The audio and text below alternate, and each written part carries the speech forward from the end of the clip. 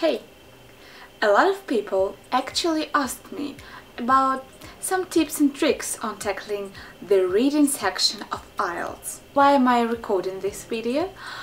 Well, because I got 9.0 on the reading section. I hope this makes me more or less trustworthy regarding this question, so I will give you some tips that I personally used to achieve this perfect 9.0 score on reading. So let's rock this. There will be 13 tips altogether, and this is a pretty number, isn't it? And for the first one, when you're sitting on the test, look for the heading and for the title of the article, because it actually can contain some crucial information for your understanding. Remember, you should always first start with the question section and only then go to the text itself to find the right answers. Remember, all the questions are composed in the order of their appearance in the text. So that is why you want to first check out the first 5 questions and only then go to the text and read the first paragraph. Please do not attempt to first read the whole article and only then proceed to questions, because this is a wrong strategy. It won't take you anywhere and it will actually waste a lot of your precious time on the exam. The 5th tip is to learn on the types of questions you may encounter on the exam itself. This will help you to navigate faster among the questions. You will know for sure what you're expected to do with them and how to answer them. So this won't take your time.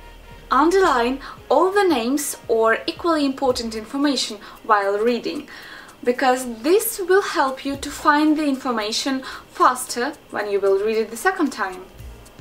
Don't panic if the topic is unfamiliar to you, because honestly you can't be familiar with everything and you can't be an expert in every field of science. So you still can find all the answers in the article using your simple logic. Remember, the test does not require your specific knowledge in some kind of technical or linguistic field. Spelling in your answer sheet matters.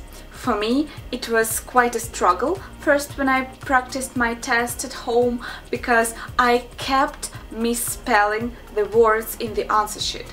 I mean, not grammatically, but I used a wrong form of the verb, for example, wrong tense or plural instead of a singular word. So make sure you check this spelling, because this is so important. You won't have a mark if you, for example, capitalize the words that are not supposed to be capitalized. That is why you basically mustn't change the form of the word before putting it to the answer sheet.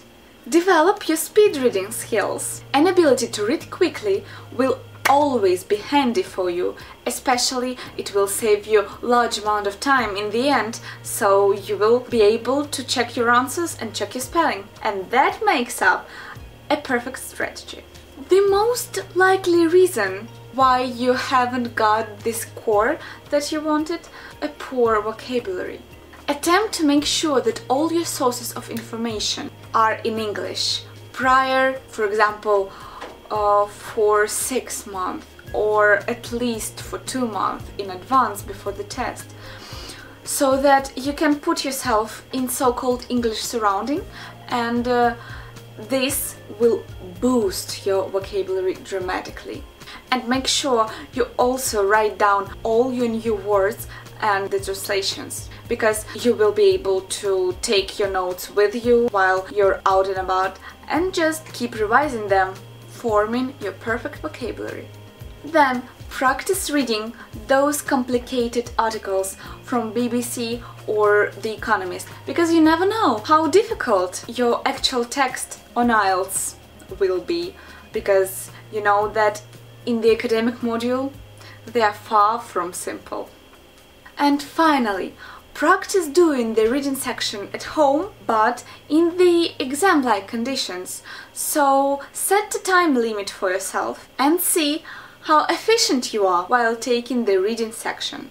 And now, when we are all finished with the tips, I would like to draw your attention to some books that I used for preparation, and I will link them down below. All of them you can download for free.